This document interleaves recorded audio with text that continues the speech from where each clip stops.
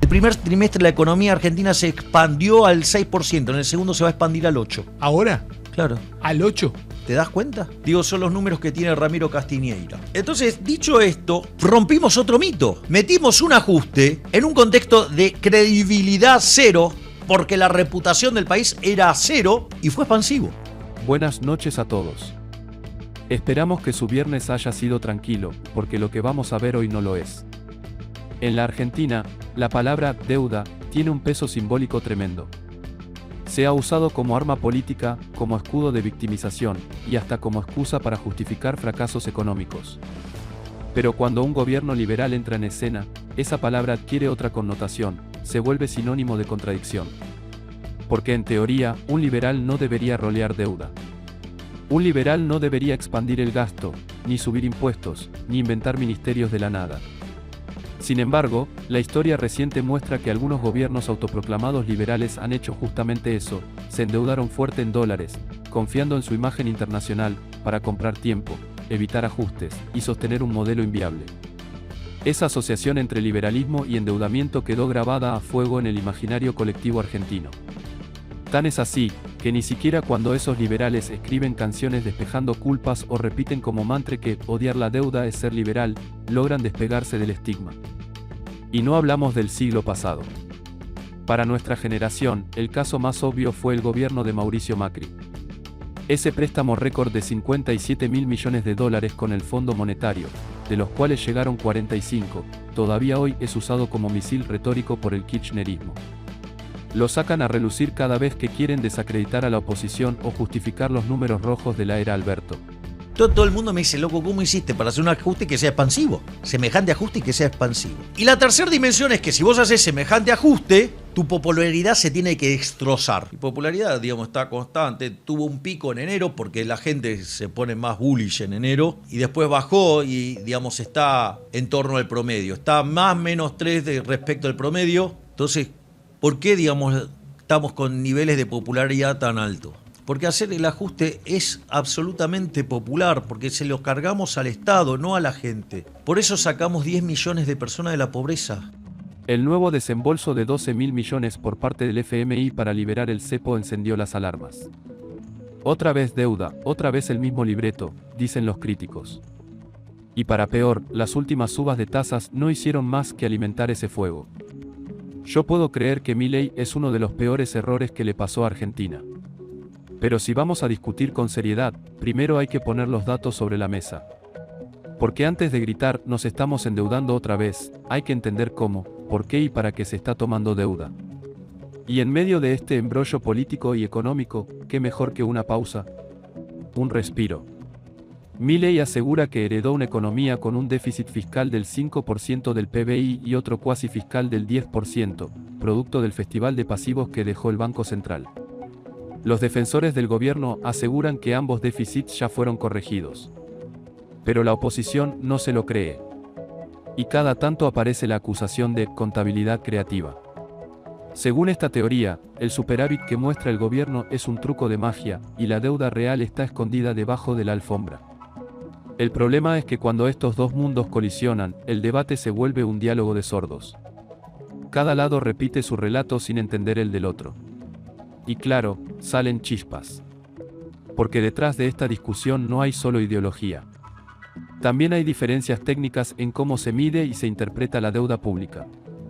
Y ahí está el núcleo del problema. Entonces, ¿cómo seguimos esta historia? Con datos. Si queremos salir del barro de las acusaciones cruzadas, tenemos que mirar los informes mensuales del INDEC sobre deuda pública. Sí, esos PDFs medio escondidos que casi nadie lee, pero que son la base de cualquier argumento serio. En esos informes encontrás la evolución mensual de la deuda, su composición y su variación en el tiempo. Por ejemplo, en junio, la deuda total subió de 461.000 a 465.000 millones de dólares. Y si miramos todo el año, apenas cayó de 466.000 a 465.000. O sea, una variación mínima. ¿Dónde queda entonces el endeudamiento salvaje? ¿Dónde están los 100.000 millones de deuda nueva que algunos agitan como espantapájaros? Porque, para ponerlo en contexto, el préstamo completo del FMI a Macri, ese que se convirtió en villano oficial del relato kirchnerista, representa hoy apenas el 10% de la deuda total del Tesoro. Y los 12.000 millones que recibió Milei, apenas entre un 2 y un 3%. Es decir, el problema de fondo no es ese préstamo. Es cómo se maneja el conjunto. Ahora, el kirchnerismo responde con otro argumento. Dicen que no es lo mismo endeudarse en el extranjero que hacerlo localmente.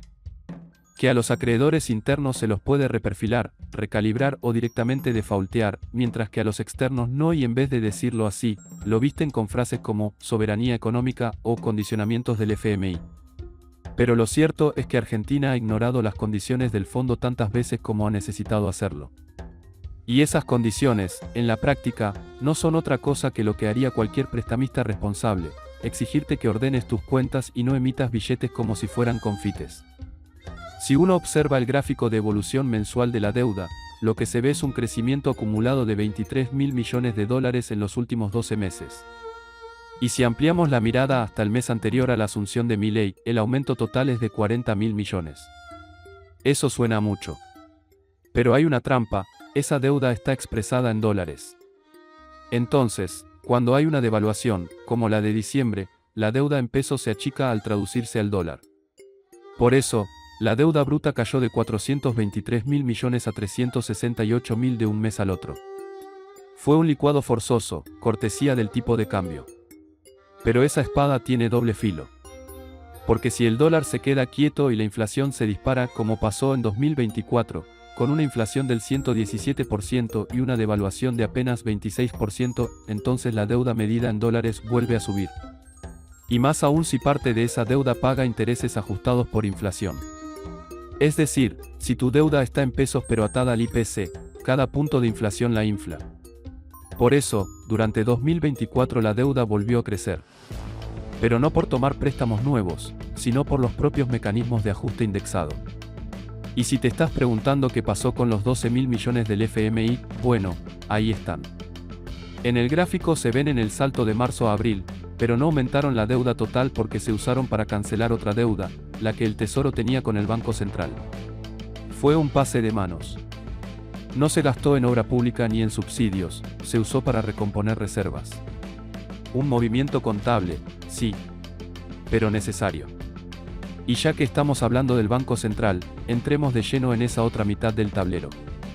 Porque mientras el Tesoro aumentó su deuda en aproximadamente 40.000 millones durante el gobierno de Milei, el Banco Central hizo exactamente lo opuesto: redujo su deuda en un monto similar. ¿Cómo? Trasladándola.